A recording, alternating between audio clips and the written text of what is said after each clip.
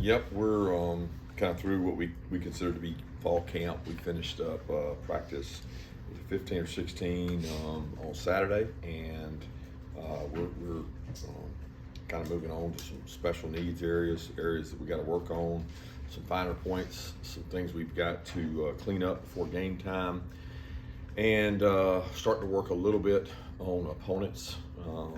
And it's the second kind of phase of camp for us that we've led into, and school part more than anything, and just getting the guys caught up and better in every facet of what we want to try to get with our each side of the ball. So each coordinator is given things they want to work on, and we're going to try to target those things this week.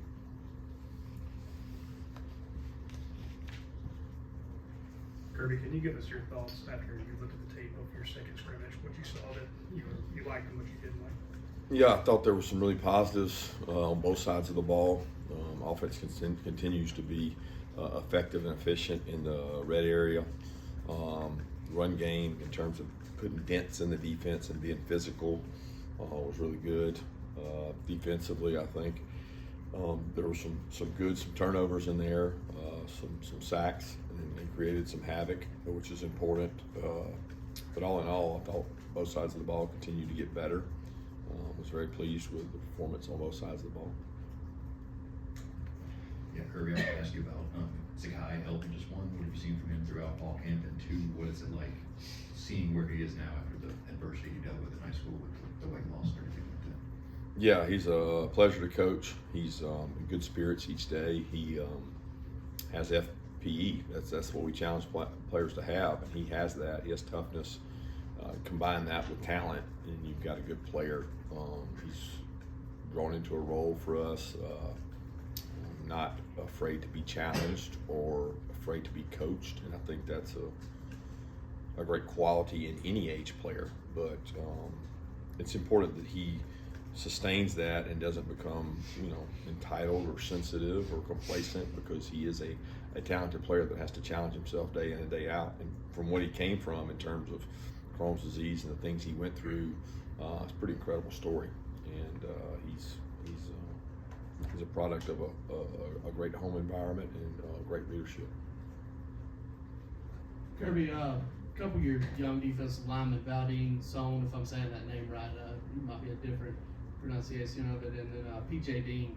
I want to kind of get your take on them after being here during the spring, being here during the fall, and if they've got a chance to kind of help you right out the gate this season. Yeah, Valdin has worked really hard. He's creating a role in terms of like his twitch, his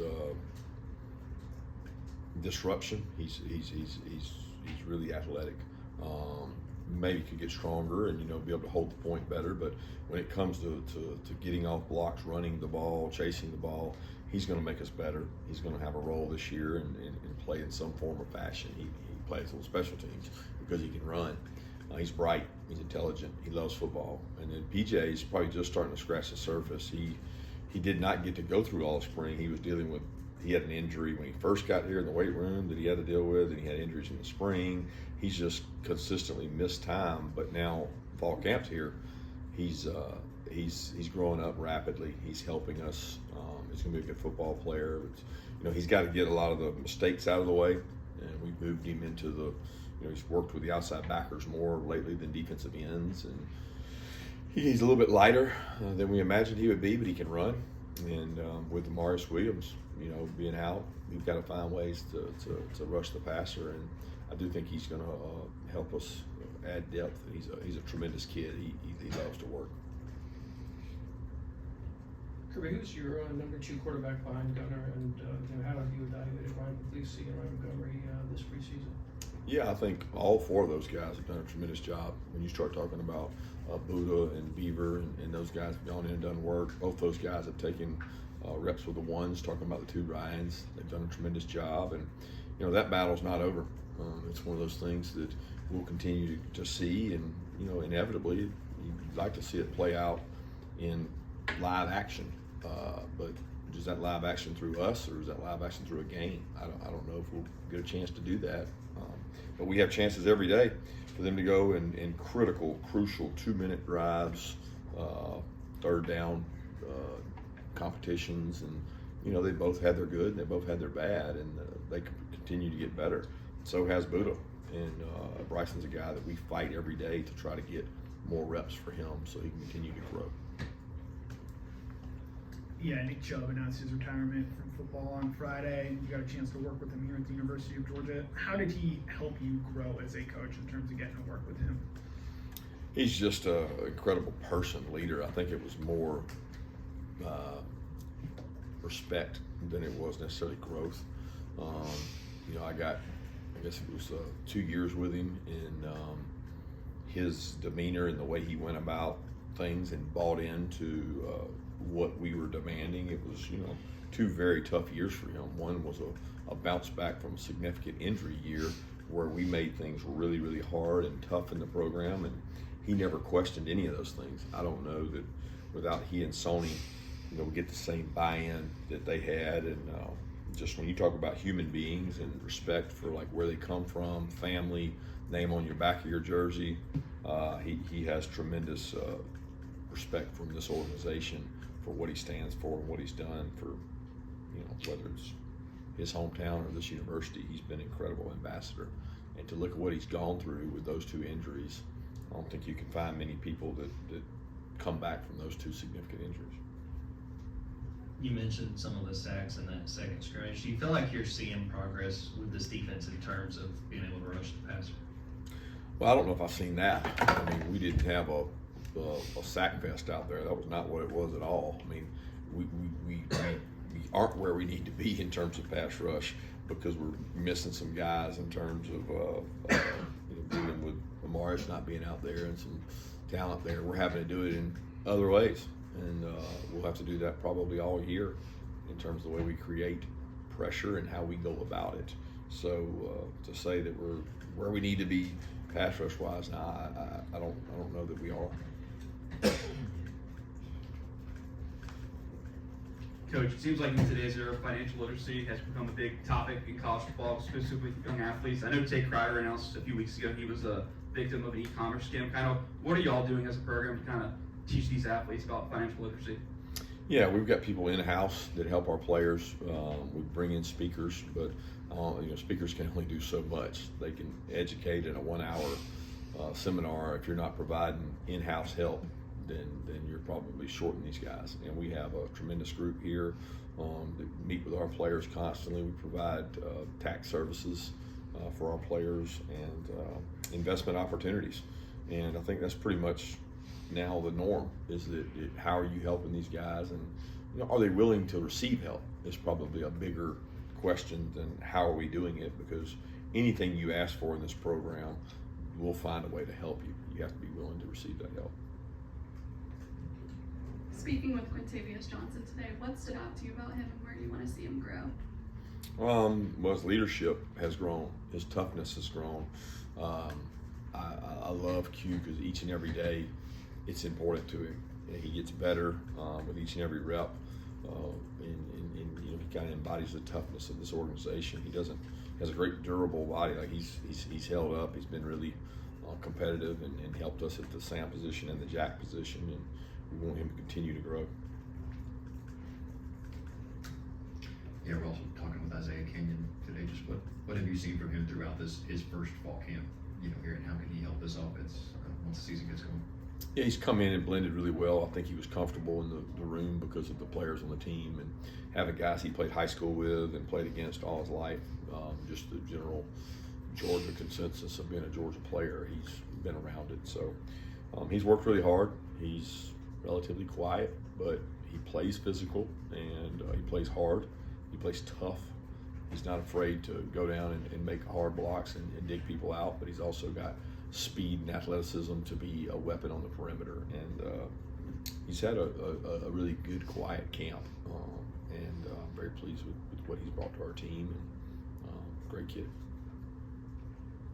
Kirby, what would you say about Gunnar Stockton's progress? I guess you've got one more scrimmage in the books, and then is there a lot of ones-on-ones in practice and, you know, bits and pieces of scrimmage situations? I know people point to scrimmages, but it would seem to me that there'd be some one-on-ones in practice as well. Yeah, we do ones-on-ones the entire scrimmage. It's the only way we scrimmage. And then in practice, it's that way too, outside of periods when we're trying to maybe get a look at something and we want somebody to give a look, and it's not our ones-on-ones, but most of our practice is ones-on-ones, and you know, that's why you rotate quarterbacks in there too, because you want to see guys go against the one defense. You want to see them perform with the one offensive line, and see, you know, when you're evaluating these quarterbacks, are you evaluating them across groups and getting a cross section? But Gunnar's been fine. He's been good. He had some plays he wish he had back from the last scrimmage. He had some good plays in the first one and some bad ones in the first one. He had some good plays in the second one, some bad ones in the second one, and he's had a good camp. He's in a much better place this year than he was last year, in my opinion, just from experience. What did y'all kind of see from Cube out of high school? Because I know that he played several different positions, including quarterback. Just what kind of traits, athletic traits, and was there a little bit of an adjustment for him coming in? Yeah, it was probably an adjustment, but who is there not an adjustment for when you come into this place? I mean, you come in and there's big, fast, strong people that are older than you, so it's an adjustment for everybody. We like the fact he was a Wildcat quarterback, but probably the most intriguing thing is he played Mike Backer. You know, he came at 7-on-7, and he was an inside linebacker that dropped and played coverage in space. Most kids that have the spatial awareness to play off the ball don't struggle to move on the ball. They might struggle with physicality, but they don't struggle with the instincts and knowledge and ability to communicate, make plays and adjustments, and that was the case with him. He was able to pick it up really well, and he's got the size to go with it. Coach, got a two-parter for you. Kyron Jones has returned from his injury. You know, what has he done to improve as a player? Obviously, rehabbing is one part of the process, but him actually getting better as a player. How has he done that? And then the second part is, how do you guys kind of manage some of these older guys that were coming off injuries? Jordan Hall, Gabe Harris, maybe Drew Bobo. How have you guys kind of handled them throughout camp? Yeah, on Kyron, I mean, I don't want to say there wasn't a lot to learn or a lot to improve on. Everyone has something to learn and improve on, but he's been a product of our system. He's a guy that grew up in the system, developed in the system, and his best football was really this time last year. He had a scrimmage too last year where he flashed and played well and earned kind of the ability to be considered a starter and rotate play. The foot injury has not changed that. It's just changed the volume with which he could practice and the volume with which we could play him. And we had to prepare as if he was not there, because we don't know what he's going to be able to give us. And so far, he's done a good job. He's been on a little bit of a pitch count, and we'll have to rotate and play guys with him, but he's done a really nice job as an older player that the more you play in football, period, but the more you play in this defense, the better you play. And he's a product of that. He's a product of a guy that stuck around and stuck it out, and he's a good football player right now, playing at a really good level. We just got to continue to do that, and we got to have a plan for him if he can't. And then your other question about the other injured guys, I mean, injured or not, those guys would have been on a pitch count this fall, because I think a couple of them are fifth years and a couple of them are fourth years. And fifth and fourth years for us, you know, if they're a returning starter like Gabe is and Drew is, and I really count Jordan in that group, you don't take every snap. There's not enough snaps to go around, so we spread them out more, and those guys have been on pitch counts in terms of snap counts for practices. I wanted to ask about Tyler Williams and Thomas Blackshear, a couple of your younger wide receivers, and sort of what you've seen from them throughout the last couple of weeks. Yeah, they both have flashed and made plays. Need to contribute on special teams. They both have ability. They wouldn't be here if they didn't. I'm pleased with that entire room, and those guys enjoy work. They come out to get better every day, and they both had, you know, shining moments. They both made some plays in the scrimmages and done a nice job, and they got to continue to do that. Kirby, obviously you've been doing the mic at practice for years. Do you remember what your inspiration for doing that was, and how much do you keep in mind that everyone within like a half-mile radius or whatever of the field can hear what you're saying? Well, I start thinking about that, but about period 3, I have not thought about that anymore. But there was no inspiration for it. It came from my voice, and I couldn't get across what I wanted to say without being hoarse every day or having a headache. So it was a better solution to a communication problem that I couldn't get to the other end of the field with my voice. So that thing would. So I think it's overrated in terms of it, because some of the players can't even hear it, and they have headphones in and they listen to the dots, so it's a lot of times it's for organization purposes when we change drills and things like that. Kirby, LSU seems to possibly be adding a couple players that previously were with Lane. Are you and your staff evaluating players on NFL rosters who may have gained or are pursuing gaining eligibility, and what do you think of those guys possibly playing college football this season? No, we're not currently evaluating anybody that's on NFL rosters, and my thought is just to each his own. That's my thought. I'm worried about our team, our organization, how we do things. The opportunities presented to the guys on our team is important to me. They've earned those opportunities through an off season, through a summer program, through a really tough fall camp, and you have to decide, each and every person, if that's valuable enough to warrant replacing your players that have worked with your team with others. Hey, they might be better, so our job is to upgrade and try to get better as much as we can and win games. So some people feel like that gives them an opportunity to be better and doesn't change their culture, then more power to them. But this thing's it's tough. It's not affecting us in terms of timing. It's just, I think it's affecting everyone else. People don't follow the chronological history of this thing of like the years experience, where 25 years ago we had a guy play one play in the SEC championship and he lost an entire year of eligibility at LSU because he played one play, and he was only given 4 years to play, and that one play cost him an entire year. And he didn't get that year back. He didn't get those opportunities back, And so then the advent of the rule went so far as to say, okay, we're going to give you 4 games plus 4 years. And some people during that time lost out on a chance to get that because the rule came into place at a time when they had missed the opportunity to play in those 4 games. I didn't get afforded that opportunity when you play 4 games. Back when we did redshirt was one play, and that was it. But then they came in and said, okay, you can have postseason be exempt. And there were people that missed out on those postseason exemptions.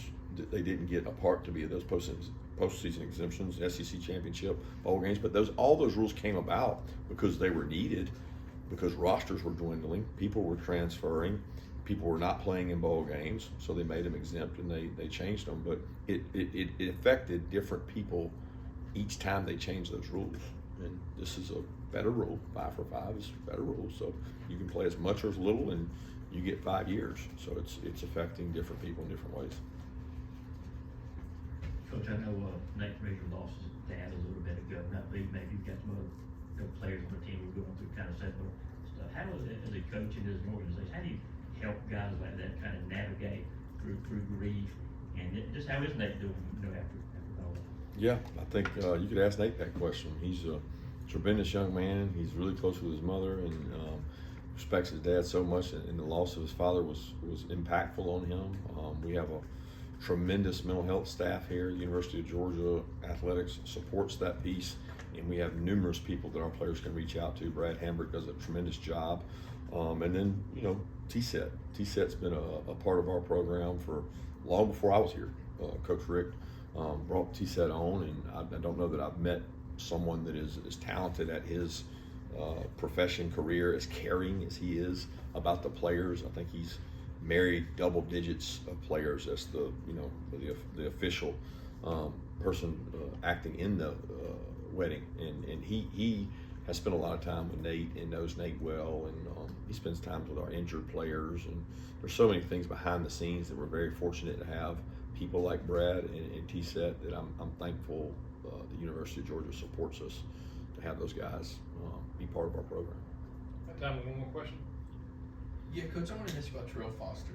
This guy's been in the program. It looks like, just from some of the highlights that have gotten out from the open scrimmage you had, we've seen 30 make a couple plays. Where is he at, and how does he contribute to this team? Well, he's already contributed to the team. His character is undeniably one of the best on the team. He's one of the highest character individuals I've been a part of. Never heard the guy complain. I've seen him out there 3 years ago hitting sleds all by himself outside my office, just trying to get better. He's been on the scout team in some form or fashion every year. He doesn't take a scout team rep any different than his rep. He started on special teams unit. He's one of the most dependable, accountable, upstanding Georgia representatives there is, and we're very fortunate to have him. And he's fighting for time in the rotation. He's probably in that top 4 linebacker group to get playing time and help our team. Thanks, Coach.